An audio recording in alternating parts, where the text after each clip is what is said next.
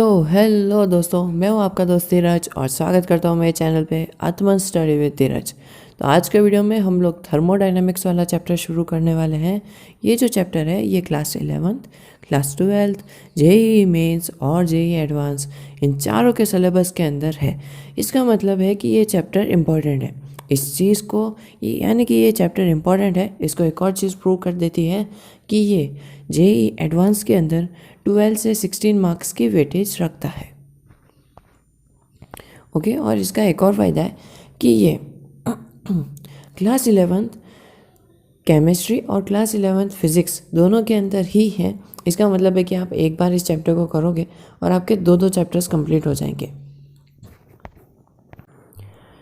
और लगभग जो कॉन्सेप्ट है वो सेम है। मैं आपको इसका प्रूफ दे दूंगा, बस उसके अंदर थोड़ा सा साइन कन्वेंशन और थोड़े से फॉर्मूलेज डिफरेंट है, बाकी सब कुछ सेम है। तो 2 दिन पहले मैंने पोस्ट किया था जिसके अंदर आपके सामने मैंने 3 ऑप्शंस रखे थे नोट्स के कि आप किन नोट से पढ़ना आपके लिए बेटर रहेगा।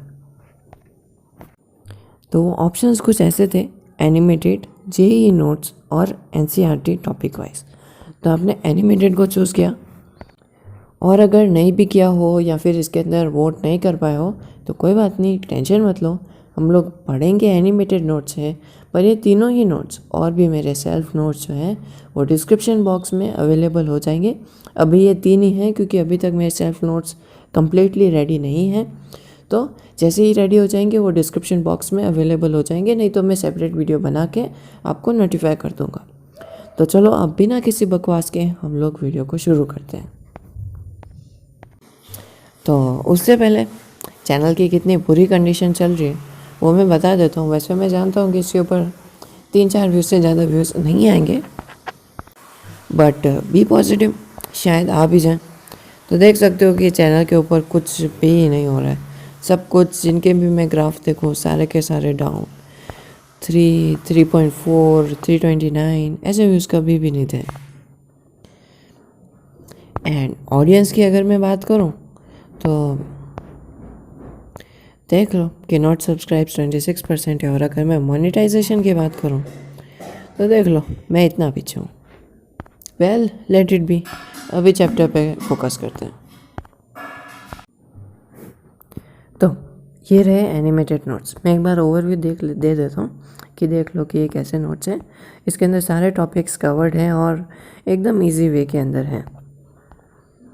ओके, सो चलो शुरू करते हैं। तो सबसे पहले चैप्टर के नेम को डिकोड कर लेते हैं। नेम है थर्मोडायनेमिक्स, यानी कि टेम्परेचर, हीट और इन सब की studies. Thermodynamics deals with energy interaction between two bodies and it's effects on the properties of the matter. यानी कि किन्हीं दो बॉडीज़ के बीच की जो एनर्जी होती है, उनके एनर्जी के बीच का जो डिफरेंस होता है एंड उनके डिफरेंस से उनके मैटर के ऊपर क्या इफ़ेक्ट पड़ता है, वो सब कुछ थर्मोडायनेमिक्स के अंदर आता है, जैसे कि एक्सपेंशन और वो सब कुछ। ओके, अब इसके अंदर कुछ 3 स्कोप्स होते हैं। तो वो होता है सबसे पहला flexibility of a process, extend of a process and efficiency of a process. Process, system, surrounding, boundary, ये सारे अलग अलग टाइप्स हैं। हम लोग इसके अंदर आगे आके देखते हैं।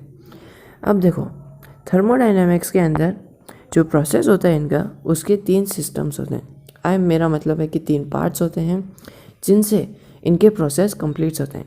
सबसे फर्स्ट पार्ट होता है एक सिस्टम। तो सिस्टम का डिफाइन कुछ ऐसा है: the part of the universe under thermodynamical observation is called system.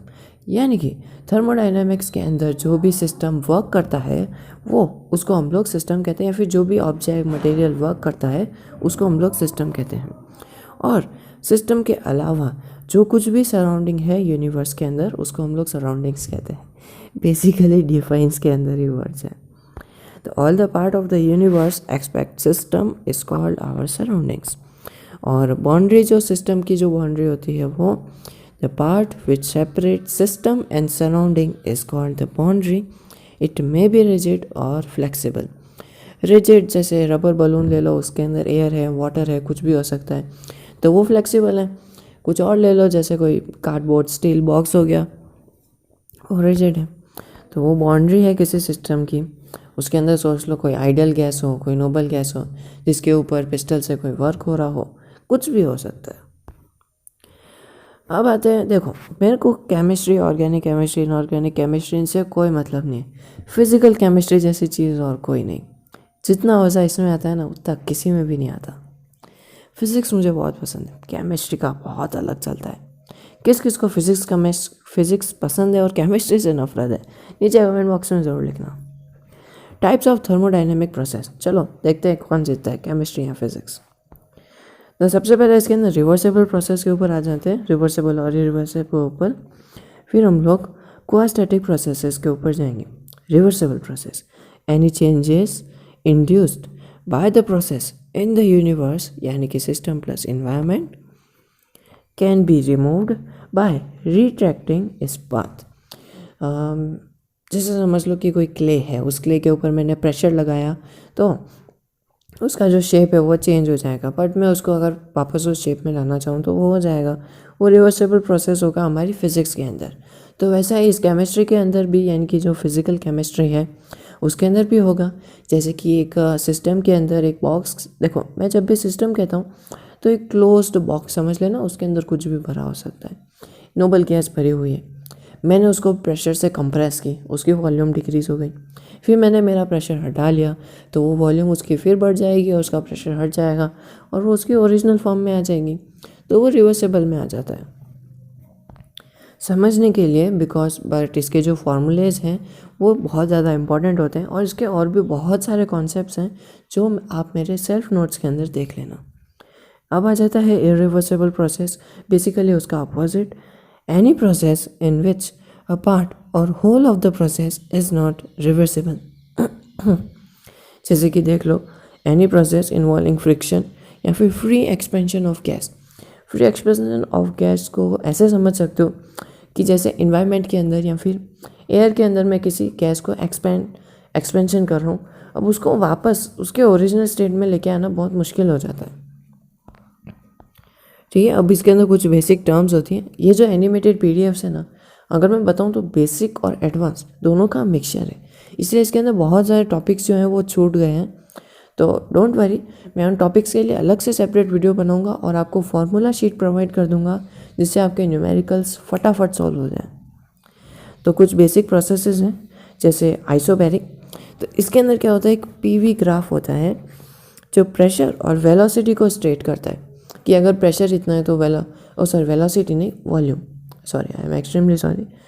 ये पीवी ग्राफ जो है ये प्रेशर और वॉल्यूम को स्टेट करता है कि अगर प्रेशर इंक्रीज है तो वॉल्यूम कहाँ जाएगा, वॉल्यूम इंक्रीज है तो प्रेशर कहाँ जाएगा।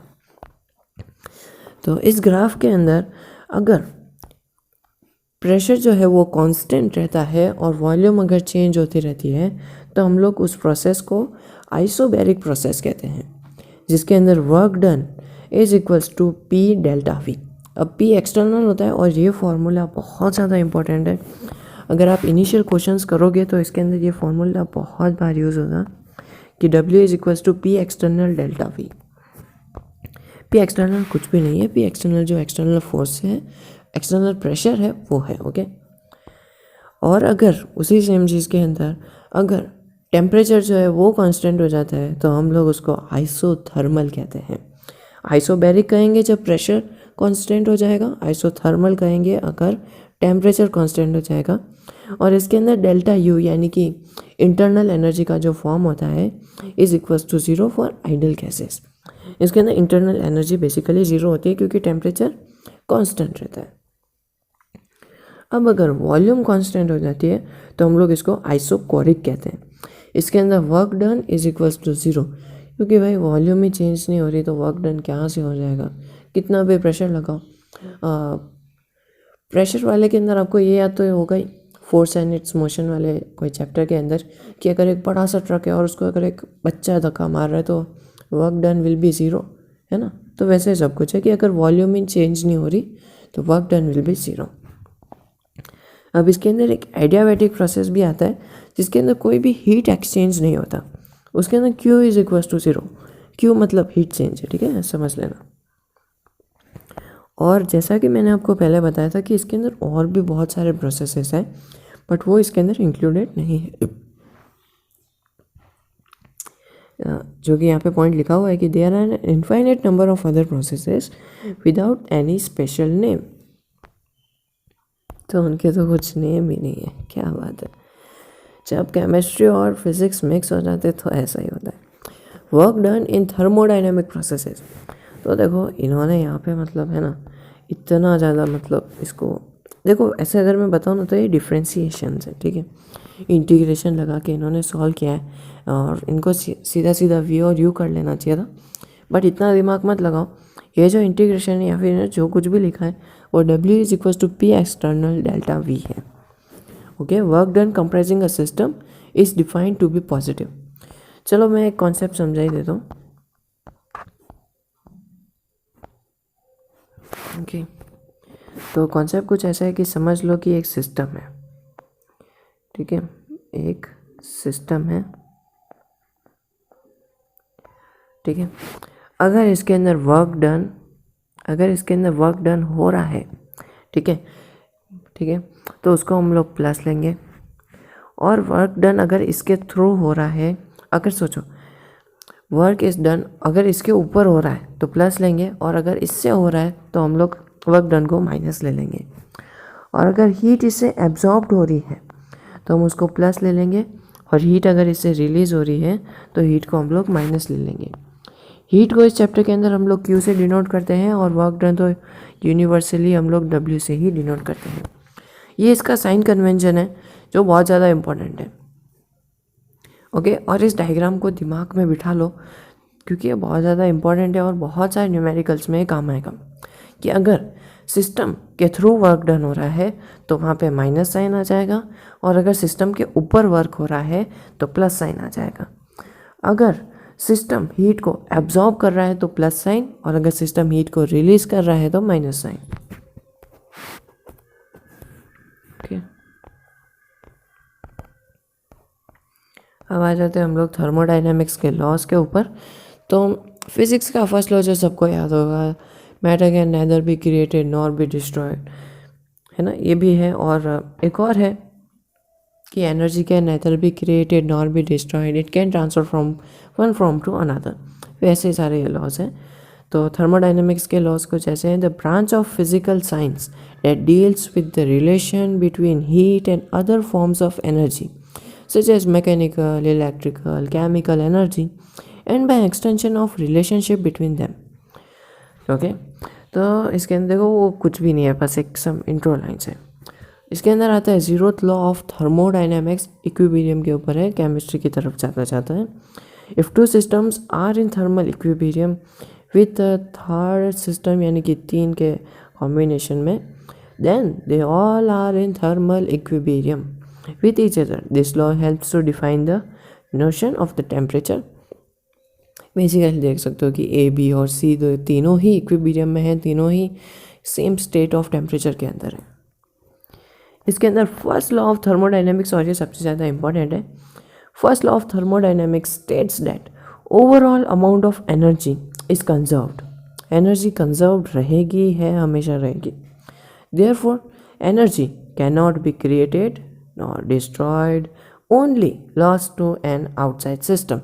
और देखो अगर एनर्जी आउटसाइड सिस्टम में लॉस्ट हो रही है यानी कि सिस्टम से रिलीज हो रही है तो वर्क डन को हम लोग नेगेटिव लेंगे, जो कि इस फॉर्मूले के अंदर लिया हुआ है।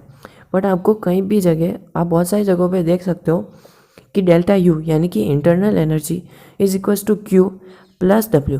तो प्लस डब्ल्यू के अंदर क्या होता है कि हम उस सिस्टम को हीट दे रहे हैं, इसलिए वहाँ पे हम लोग प्लस लिख देते हैं। ओके, तो बिल्कुल भी कंफ्यूज मत होना, ये सारा जो खेल है ये साइन कन्वेंशन का खेल है। ओके, जैसे कि देख लो ये कॉफ़ी का जो मग है, ये कप है, कॉफ़ी का जो कप है वो 70 डिग्री सेल्सियस है, बाहर का कूल इन्वायरमेंट 20 डिग्री है। और जैसा ऑस्मोसिस के अंदर होता था high pressure to low pressure, thermodynamics के अंदर भी वैसे ही होता है। ही मतलब हॉट टू कोल्ड, गर्म चीज़ है तो वो ठंडे की तरफ जाएगी, हीट जो है वो ठंडे को भी गर्म करेगी, मतलब एक अच्छा इंसान है उसको भी वो बिगाड़ेगी। ठीक है, जैसा कि हमारा सेकंड लॉ बोलता है, this law states that energy naturally flows from hotter objects to cooler objects In order for energy to flow from a colder object to a hotter object, work must be done. When heat is converted into work, the efficiency of the output of usable work will always be less than 100%. देखो इसके अंदर delta Q, अब delta हम लोग पता है कहाँ use करते हैं। डेल्टा जो होता है वो फाइनल माइनस इनिशियल के लिए होता है, यानी कि Q2 माइनस Q1, यानी कि हीट पहले कितनी थी और अभी कितनी है, हीट के बीच का जो डिफरेंस है उसके लिए हम लोग डेल्टा यूज़ करते हैं। डेल्टा V भी आपको मालूम होगा कि V2 माइनस V1 होता है, डेल्टा P2 माइनस P1 होता है, इसलिए हम लोग डेल्टा यूज़ करते हैं। अब डेल्टा S जो होता है उसको हम लोग एंट्रोपी कहते हैं। Entropy is equals to delta Q upon T, delta T, यानी कि difference of the temperature, difference of the heat upon difference of the temperature, basically difference of the two objects in the flow of the second law of thermodynamics. अब इसके अंदर third law भी आता है जो कुछ ऐसा कहता है कि the entropy of system approaches a constant value as the temperature approaches absolute zero with exceptions of non-crystal solid यानी कि glasses. The entropy of a system of absolute zero is typically close to zero and is equals to logarithm of the product of the quantum ground states. इसके अंदर क्या होता है कि सोच लो कि एक सिस्टम के अंदर नोबल गैस है और उसके मॉलिक्यूल्स बिखरे हुए हैं। अगर मैं उसके ऊपर प्रेशर लगाऊंगा तो वो सारे के सारे प्रेशर लगाऊंगा, या फिर उनके ऊपर मैं ऐसा कुछ करूँगा कि उनका जो टेम्परेचर है वो एब्सोल्यूट ज़ीरो पे आ जाएगा। उससे क्या हो जाएगा, वो सारे जितने भी मॉलिक्यूल्स हैं वो सारे अलाइन हो जाएंगे। ओके, बस यही कहता है वो। अब कुछ एक्सोथर्मिक और एंडोथर्मिक प्रोसेसेस हैं। Exothermic process and exothermic reaction occurs when the temperature of a system increases due to involution of heat, basically positive. Endothermic processes के अंदर and endothermic reaction occurs when the temperature of an isolated system decreases while the surroundings of the non isolated system gains heat. इसके अंदर बहुत ज़्यादा ये last line जो है वो लिखना इंपॉर्टेंट है, क्योंकि लास्ट लाइन ये बताती है कि जो आइसोलेटेड ऑब्जेक्ट है वो भले ही हीट रिलीज़ करे तो उसके बाहर का जो सराउंडिंग्स है, जो इन्वायरमेंट है, वो उसकी हीट जो है वो गेन हो जाती है। ये हीट रिलीज़ करेगा, इन्वायरमेंट उसको एक्सेप्ट करेगा। और एक्सोथर्मिक का एक प्रोसेस देख लो। Heat is released into the surrounding resulting in an overall negative quantity. देखो एक्सोथर्मिक प्रोसेस क्या होता है। एक्सोथर्मिक प्रोसेस के अंदर या तो हम किसी को हीट दे सकते हैं या फिर वो सिस्टम हीट रिलीज़ कर सकता है। ओके, यही होता है। तो देखो इस चैप्टर के अंदर मोस्ट ऑफ खेल जो है वो साइन कन्वेंशन का है। जैसा कि मैंने आपको बताया था कि अगर सिस्टम से हीट रिलीज़ हो रही है, यानी कि एक्सोथर्मिक प्रोसेस जिसके अंदर हीट रिलीज़ होती है, तो वो नेगेटिव रहेगा, याद करो। और नहीं याद आ रहा तो पीछे रिवर्स कर लो, ज़्यादा दूर भी नहीं आए हो अभी। तो इसका डिफाइन कुछ ऐसा होगा कि heat is relieved into the surroundings resulting in an overall negative quantity for the heat of the reaction. Exothermic reaction has a negative delta H by convention because the enthalpy of the product is lower than the enthalpy of the reaction. जैसे कि देख low carbon plus oxygen को मैंने mix किया, carbon solid था, oxygen जी था। Formula sheet से पहले मैं बता दूं, अगर जिनको Ng का मतलब नहीं पता हो, Ng मोल नंबर होता है। जैसे कि इस रिएक्शन के अंदर देख लो CO2 और CO2 है, एक कार्बन है और एक ऑक्सीजन है, और दूसरी साइड प्रोडक्ट्स की साइड सिर्फ एक ही मोल है। तो इसमें मोल माइनस कर देते तो आपको Ng मिल जाता है। ओके, उसको हम लोग आगे देखेंगे, फार्मूला शीट को हम लोग प्रैक्टिस करेंगे, क्वेश्चंस करेंगे, जेई एडवांस के, जेई मेंस के क्वेश्चंस हम लोग एनसीईआरटी के नहीं करेंगे बिकॉज वो सब लोग करते हैं, ठीक है। और बहुत ईजी कॉन्सेप्ट्स है, आपको समझ में आ जाएगा बिकॉज क्योंकि आपने मेरा वीडियो देखा। एंडोथर्मिक प्रोसेस आज के वीडियो का लास्ट टॉपिक होगा। Endothermic reaction result in an overall positive heat reactions and endothermic reaction as a positive heat, और वही सब कुछ है, उसके अंदर नेगेटिव, इसके अंदर positive, just because of sine convention. तो होप सो कि आपको ये चैप्टर समझ आया होगा और वीडियो में मज़ा आया होगा। और अगर नहीं आया तो नीचे कमेंट बॉक्स में अपना फीडबैक दे दो कि आपको कैसा लगा ये video. Thank you so much अगर यहाँ तक देखा है तो। वैसे लगता नहीं कि सबने देखा होगा।